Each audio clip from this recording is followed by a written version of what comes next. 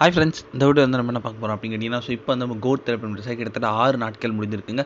So 6 நாட்கள் முடியல நம்ம கோட் திரைப்படம் எத்தனை கோடி வந்து கலெக்ட் பண்ணியிருக்கு. ஸோ அந்த ஒரு சுவாரஸ்யமான விஷயத்தை அந்த வீடியோ நம்ம பார்க்க போகிறோம். ஸோ வெங்கட் பிரபு இயக்கத்தில் நம்ம தளபதி விஜய் நடிப்பில் ஸோ கடந்த செப்டம்பர் 5ஆம் தேதி செம்ம பிரம்மாண்டம் ரிலீஸ் ஆன இந்த திரைப்படம் பேர் தான் கோட்.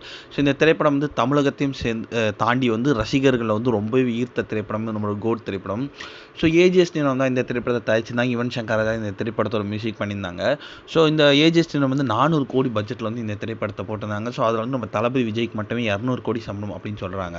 ஸோ முதல் நாளே வந்து கிட்டத்தட்ட வந்து 126 கோடி வரைக்கும் கலெக்ட் பண்ணி வசூல் வேட்டையை வந்து செம்மையாக வந்து நம்மளோட தளபதி விஜய் ஸ்டார்ட் பண்ணியிருந்தார். ஸோ இப்போ வந்து அதே மாதத்தில் வந்து நம்மளோட தளபதி விஜயோட கோட் திரைப்படம் 6 நாட்கள் முடிஞ்சிருக்குங்க.